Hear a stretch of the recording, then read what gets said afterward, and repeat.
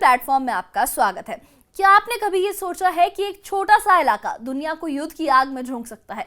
गजा, जहां हर दिन बम गिर रहे हैं, भूख से लोग मर रहे हैं और अब इस आग की चिंगारी तुर्की, ईरान और सीरिया तक भी पहुंच चुकी है। तुर्की के राष्ट्रपति एर्दोआन ने इजराइल को खुद ही चेतावनी दी है और उनके नए बमों का धमाका जो है वो दुनिया को हिलाने के लिए तैयार है। क्या पश्चिम एशिया में एक नया युद्ध शुरू होने वाला है? ये सवाल बहुत बड़ा है।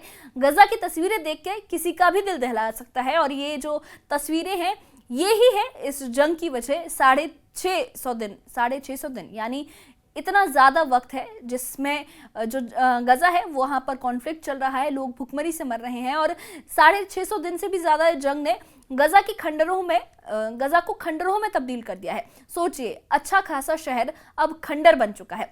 हर तरफ मलबा है, बमों की गूंज है और भूख से तड़पते लोग हैं। संयुक्त राष्ट्र की एक रिपोर्ट के मुताबिक गजा में अब तक 60,000 से ज्यादा लोग मारे जा चुके हैं और 1.5 लाख से ज्यादा लोग घायल हैं। लेकिन सबसे खौफनाक है भूखमरी का संकट।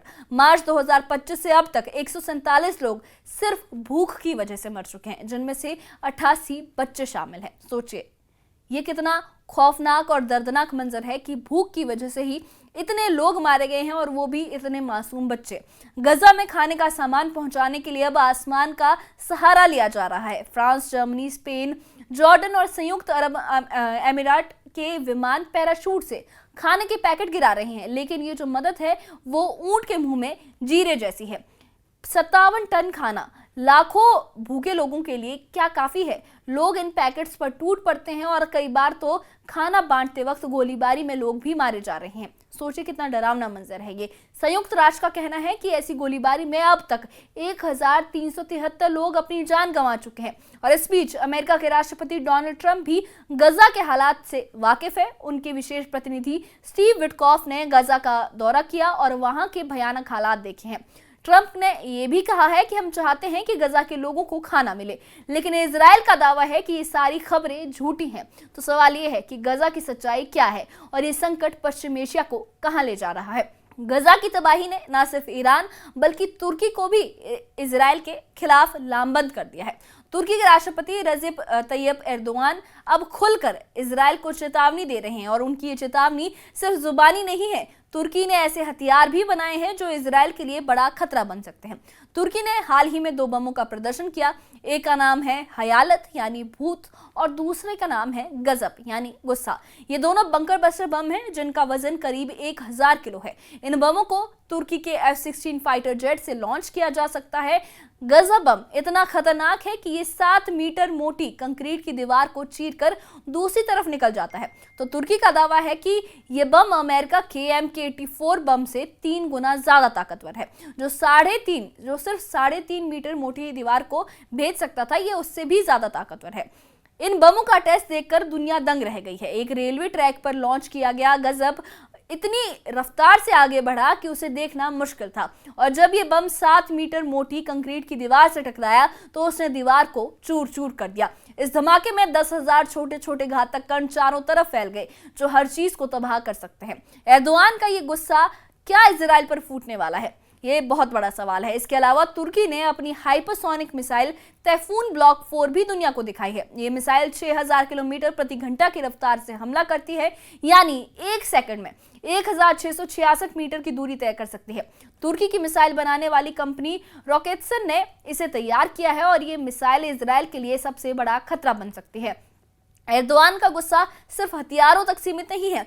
तुर्की की नेशनल इंटेलिजेंस एकेडमी, जिसे दिसंबर 2023 में बनाया गया था, उसने एक ऐसी रिपोर्ट जारी की है जिसने इजराइल और अमेरिका में हलचल मचा दी है। इस जो रिपोर्ट है इसका नाम है 12 दिन का युद्ध और तुर्की के लिए सबक। इसमें चेतावनी दी गई है कि अगर इजराइल और ईरान के बीच फिर से युद्ध हुआ तो तुर्की को अपनी रणनीति बदलनी होगी। रिपोर्ट में यह कहा गया है कि इजराइल का खुफिया नेटवर्क इतना मजबूत है कि उसने ईरान में युद्ध की शुरुआत में ही बड़ी कामयाबी हासिल की थी। तुर्की को डर है कि उसकी डिफेंस इंडस्ट्री अब विदेशी खुफिया एजेंसियों का निशाना बन रही है और निशाना बन सकती है। यही वजह है कि तुर्की ने जनवरी 2024 में इजराइल की खुफिया एजेंसी मोसाद के 34 एजेंट्स को पकड़ने का दावा किया था। एर्दोआन अब इजराइल के खुफिया नेटवर्क को तोड़ने के लिए पूरी तरह से सक्रिय है। एर्दोआन ने जून 2025 में ये कहा था कि वो तुर्की की सेना को इतना ताकतवर बनाना चाहते हैं कि कोई देश उस पर हमले की हिम्मत ना कर सके। और अब उनके नए बम और मिसाइल इस बात का सबूत है कि तुर्की इजराइल को लेकर बहुत आक्रामक हो चुका है। सवाल यह है कि क्या तुर्की और इजराइल अब आमने सामने युद्ध के मैदान में उतरेंगे? ये सवाल है एक। और इसके साथ ही इजराइल इस वक्त कई मोर्चों पर जंग लड़ रहा है। गजा में उसका ग्राउंड ऑपरेशन चल रहा है, दक्षिण लेबनान में हवाई हमले हो रहे हैं और यमन में आए दिन मिसाइल हमले हो रहे हैं। इसके अलावा ईरान ने ये साफ कह दिया है कि वो इजराइल को बख्शेगा नहीं और तेल अवीव से लेकर हाइफा तक नक्शे में से उसे मिटा देगा। लेकिन अब एक नया मोर्चा खुलता दिखाई दे रहा है और वो है सीरिया का। इजराइल ने हाल ही में सीरिया की राजधानी दमिश्क पर बमबारी की थी, जिसमें सीरिया के रक्षा मंत्रालय को भी निशाना बनाया गया। इस हमले में जुलानी के कई खास लोग मारे गए हैं। जुलानी सीरिया में एक बड़ा नाम है और इजराइल उसे रोकना चाहते हैं, लेकिन इस हमले ने तुर्की को और भड़का दिया है। एर्दोआन ने ये साफ कहा है कि वो सीरिया को बांटने की कोशिश किसी भी कीमत पर कामयाब नहीं होने देंगे। तुर्की के विदेश मंत्री हाकन फिदान ने तो ये तक कह डाला है कि तुर्की हमला करने में देर नहीं करेगा। यानी तुर्की अब इजराइल को अपने रडार पर ले चुका है और अगर इजराइल और ईरान के बीच युद्ध शुरू हुआ तो तुर्की भी इस जंग में कूद सकता है। गजा की तबाही ने न सिर्फ तुर्की बल्कि ईरान और यमन को भी इजराइल के खिलाफ एकजुट कर दिया है। इराक के बड़े धर्मगुरु अयतुल्लाह अली सिस्तानी ने अरब और इस्लामिक देशों से अपील की है कि वो गजा के लोगों की मदद करें और इजराइल को रोके। और इसके साथ ही सिस्तानी का जो रुतबा है वो ईरान के सर्वोच्च नेता अली खामनेई से कम नहीं है और उनकी इस अपील ने पश्चिम एशिया में हलचल मचा दी है। ईरान का कहना है कि अगर इस बार युद्ध हुआ तो वो इजराइल को तबाह कर देगा। यमन में भी हजारों लोग सड़कों पर उतरकर इजराइल के खिलाफ युद्ध की मांग कर रहे हैं और अब खबरें ये भी हैं कि इजराइल अपनी वायुसेना को फिर से तैयार कर रहा है। क्या अगस्त में एक नया युद्ध शुरू होने वाला है? क्या जून में रुका हुआ युद्ध अब और भयानक रूप ले लेगा? डोनाल्ड ट्रंप भी इस बात को अच्छी तरह जानते हैं कि अगर इजराइल और ईरान के बीच युद्ध शुरू हुआ तो अमेरिका भी इसे रोक नहीं पाएगा। कुछ लोग ये भी कह रहे हैं कि ट्रंप ने इजराइल को हथियारों का गोदाम भर दिया है ताकि वो ईरान पर हमला कर सके। लेकिन अगर ऐसा हुआ तो पश्चिम एशिया में आग की लपटें और तेज हो जाएंगी। अगस्त का महीना पश्चिम एशिया के लिए बहुत अहम है, बहुत इंपॉर्टेंट होने वाला है।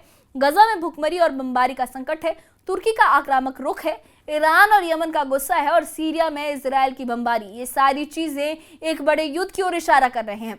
अगर इजराइल और ईरान के बीच जंग शुरू हुई तो तुर्की और यमन भी इसमें शामिल हो सकते हैं और अगर ऐसा हुआ तो इजराइल को एक साथ कई मोर्चों पर लड़ना पड़ सकता है।